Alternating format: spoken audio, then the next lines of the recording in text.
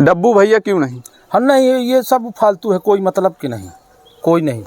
सीधे इनके भाई लोग गुंडाई करते हैं भाई, गाड़ी ठाड़ करा के रास्ते में हवा निकाल देते हैं, गाली गलौज करते हैं। ये कोई अभी तो जो है तो विधायक है, आगे चल के तो ये सीधे सीधे मर्डर करने लगेंगे पब्लिकों का। आप किसको इस बार चुनने जा रहे हैं ये बताइए पहले। सन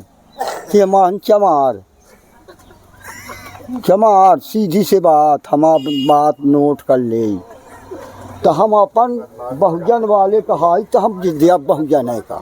नमस्कार, मैं विनोद कुमार और आप देख रहे हैं न्यूज़ 20। आज हम आए हैं सतना मैहर लोकसभा अंतर्गत, यह ग्राम पंचायत नौंगमा है और यहाँ के ही पुश्तैनी निवासी सिद्धार्थ सुखलाल कुशवाहा है और यहाँ के लोगों से जानते हैं कि उनकी राय क्या है उनके बारे में। बहुत बहुत स्वागत है आपका न्यूज़ 20 में।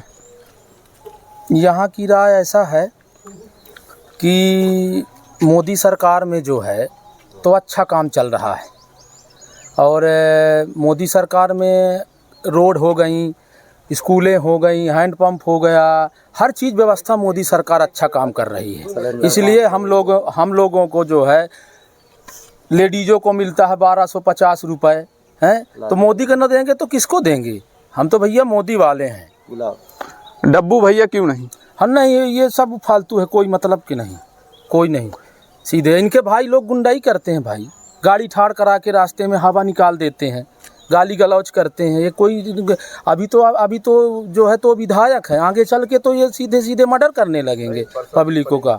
किसकी गाड़ी की हवा निकाले? मेरी गाड़ी की हवा निकाले थे। कब की घटना है? ये आज 15-20 दिन हो गए। तो आप और उनके बीच में विवाद कैसे शुरू हुआ? कोई विवाद नहीं था, कुछ विवाद नहीं है। हम भाई, उनका भाई खुद ही बीजेपी में था, नीलम कुशवाहा खुद बीजेपी में वोटिंग करा रहे थे जब राजेंद्र सिंह दादा भाई खड़े थे। हम लोग तो पहले से बीजेपी में हैं, आज भी हैं और ज़िंदगी भर रहेंगे, हम मरते दम तक रहेंगे बीजेपी में।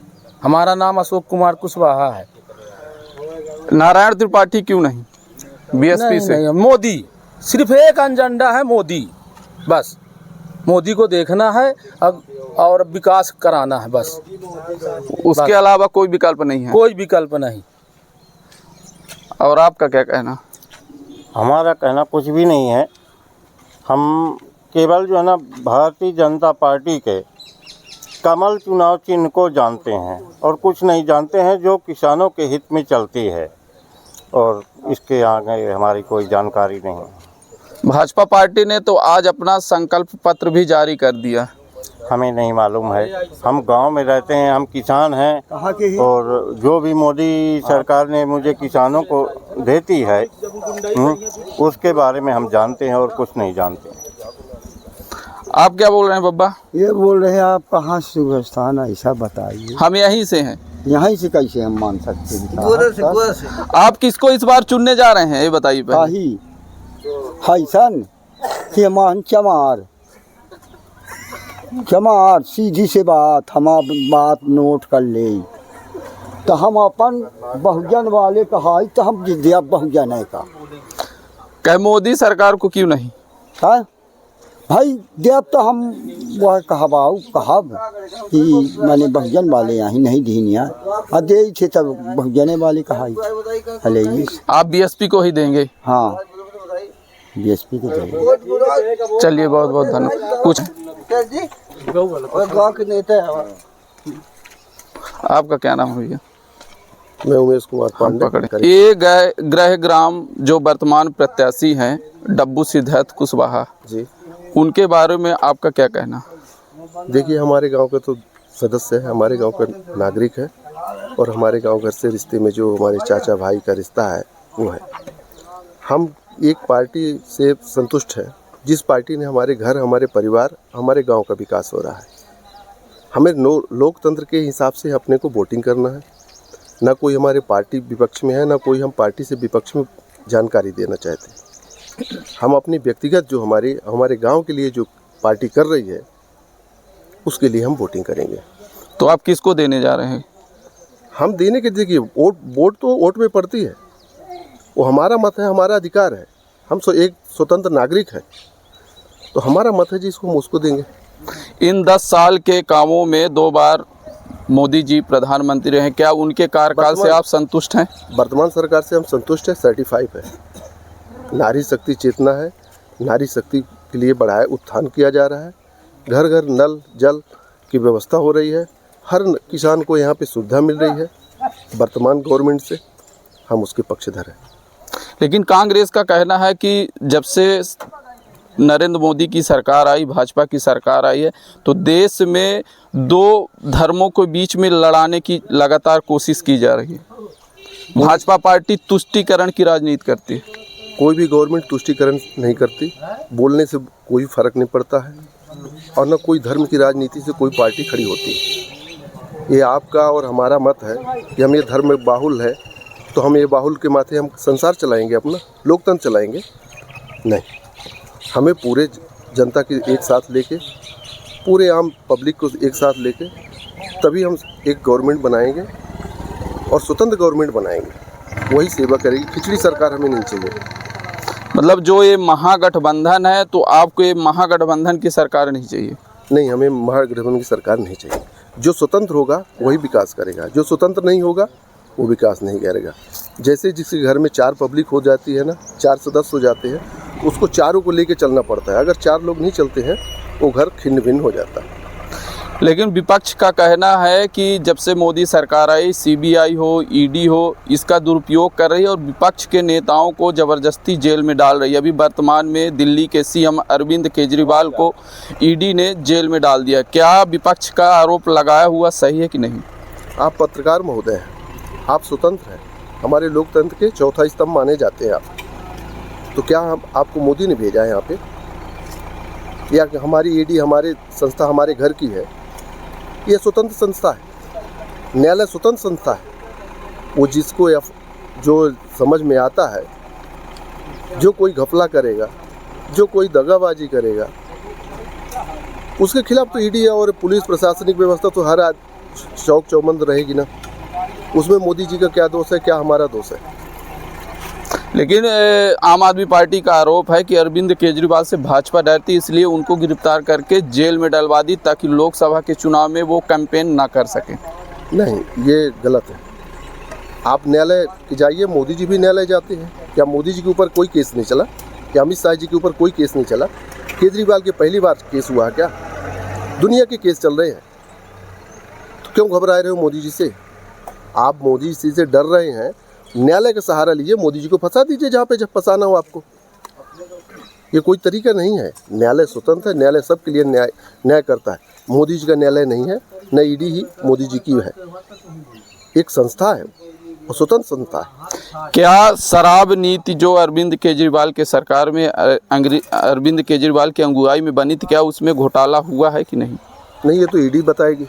नहीं, आप अभी आरोप लगा रहे हैं कि जो कोई भी घपला करेगा वो जेल में जाएगा, तो आपकी दृष्टि से, आपकी सोच से उन्होंने गलत किया है कि नहीं? जेल कौन जाता है? जो आरोपी होता है वही जाता है।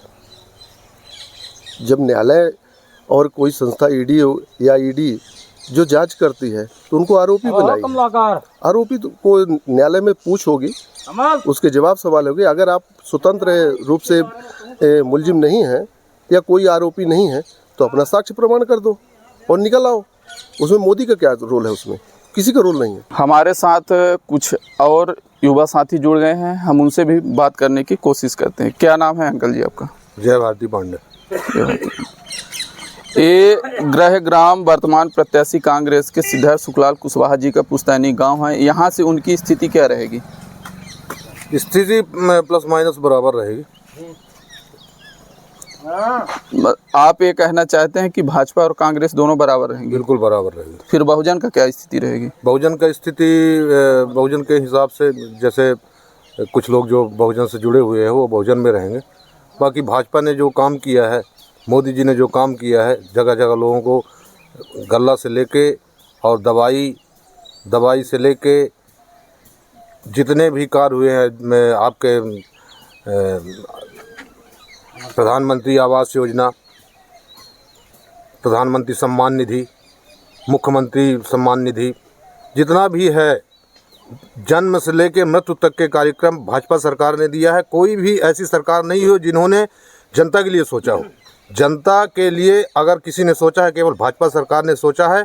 और जब से मोदी जी आए हैं, 370 हो चाहे राम मंदिर हो, जितने भी कार्यक्रम उन्होंने किए हैं, वो किसी भी नेता की हिम्मत नहीं थी कि ऐसे कार्यक्रम कर पाते, क्योंकि राम मंदिर का मुद्दा जो था वो 5-5 साल से अटका हुआ था। मोदी जी ने सुप्रीम कोर्ट के आदेश अनुसार जो उन्होंने आदेश दिया, तत्काल उन्होंने कार्रवाई की।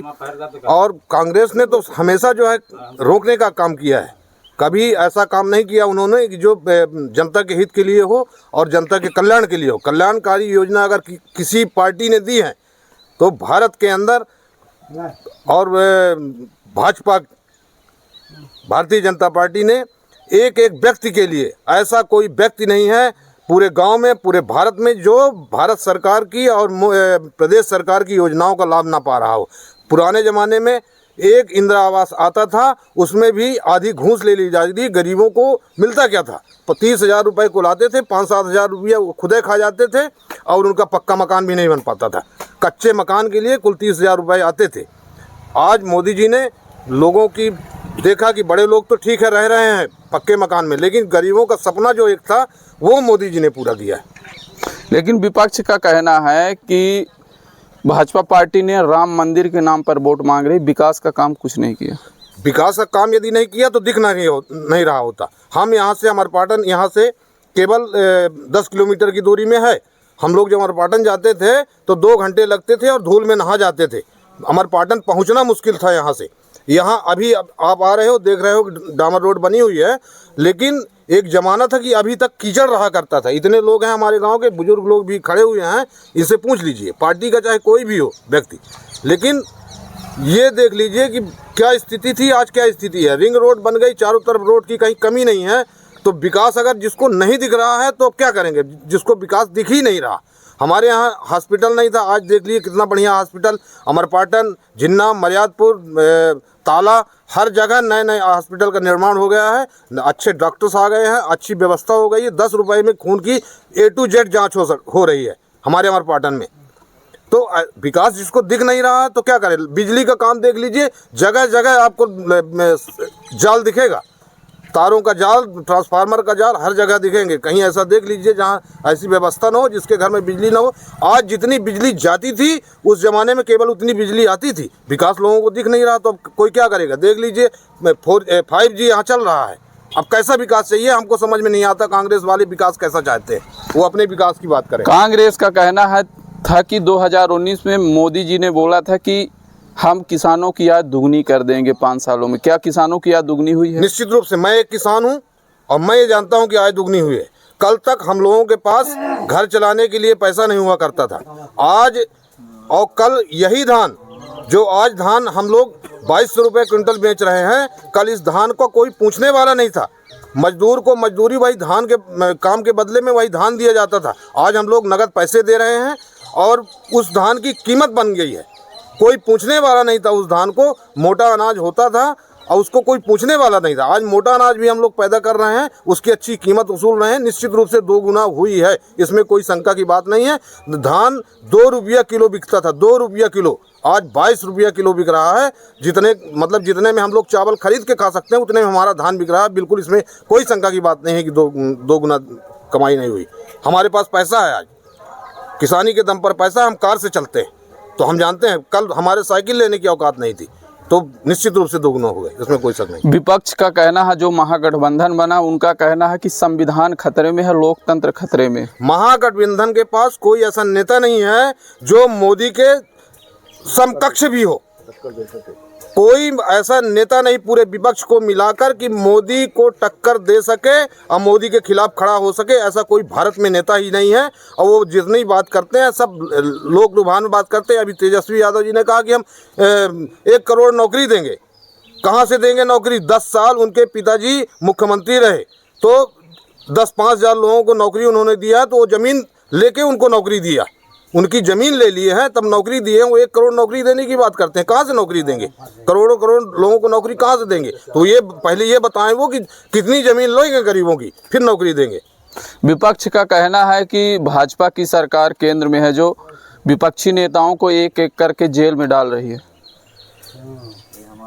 मोदी जी जब आए थे शुरू में ही उन्होंने कह दिया था न खाऊंगा न खाने दूंगा, जो खाएगा वो जेल जाएगा। केजरीवाल ने कहा था कि यदि मैं घूस लेता हूँ, यदि मैं करप्शन में फंसता हूँ तो मैं इस्तीफा दूंगा।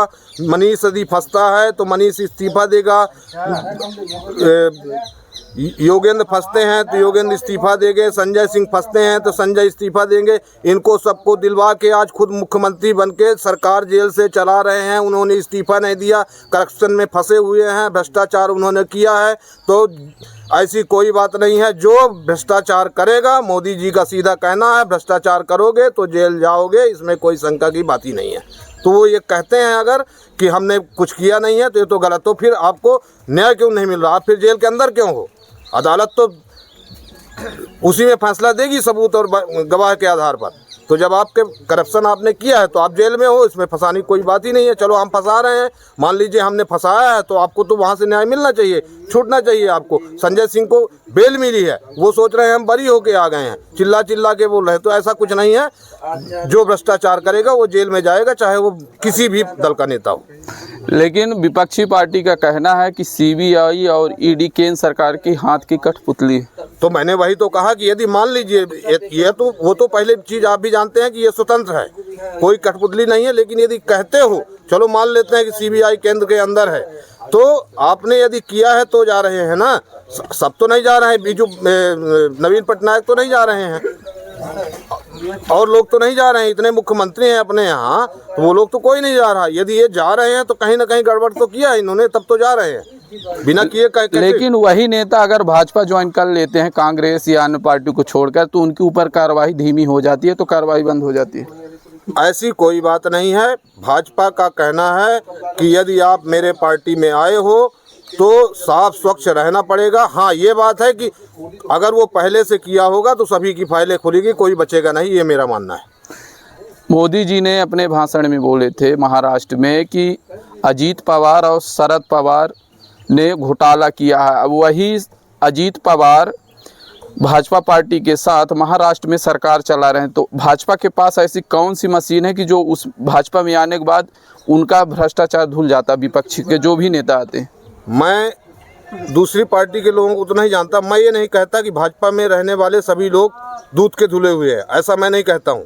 होंगे, कुछ ऐसे होंगे, लेकिन जो हैं वो निश्चित रूप से बेईमानी बंद कर दें। मेरा ये मानना है। मोदी है तो मुमकिन है वो भी जेल में जाएंगे। तो मैं अपनी पार्टी वालों से भी कहूँगा कि जो अगर भ्रष्ट हैं तो वो भ्रष्टाचार बंद कर दें और भ्रष्टाचार बिल्कुल न करें, क्योंकि मोदी है तो मुमकिन है कोई भी बचेगा नहीं, चाहे पार्टी का हो। चाहे भी रही बात अजीत दादा की, तो अजीत दादा दूसरे पार्टी के हैं, वो हमारे साथ मिलकर सरकार चला रहे हैं। अगर उन्होंने किया होगा तो उसका उनको भुगतान करना पड़ेगा। लेकिन अगर कोई भ्रष्टाचार किया तो उसके साथ हम मिलकर सरकार क्यों चलाएं? फिर हम ये कहते हैं अगर किए होंगे तो मैं ये मानता हूं कि उन्होंने कोई भ्रष्टाचार किया नहीं है। अगर किए होंगे तब आप बोल रहे हैं कि वो बच नहीं सकते हैं, चाहे वो कोई भी हो, किसी भी पार्टी का हो। लेकिन आप चोर के साथ रहेंगे तो चोर ही कहलाएंगे ना।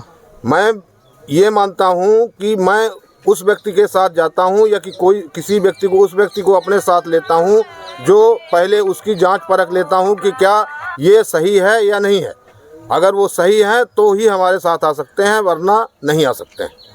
चलिए, बहुत बहुत धन्यवाद। एक हमारे साथ दादा है और वो सुनाई नहीं देता। वो सुनाई नहीं देता। तेज से बोलना पड़ेगा। क्या नाम है आपका? भूरा दाहिया। इस चुनाव में आपका क्या कहना है? हाँ, अब क्या करें, हमारे तो हम तक का घर नहीं आया। क्या मोदी जी वाला आवास नहीं पाया? मोदी वाला हमको कहाँ दिया है? हाँ, वहाँ तमाम बदबाही वहाँ तमाम मिल गया। हम घर बिना मड़ैया में रही थे। चलिए, ठीक है, बहुत बहुत धन्यवाद आपका।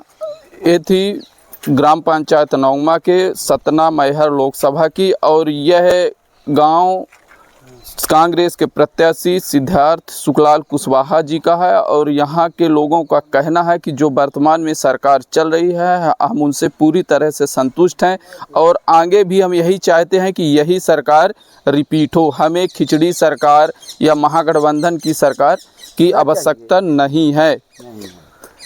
अगर यह वीडियो अच्छा लगा हो तो लाइक शेयर सब्सक्राइब जरूर करें। जय हिंद।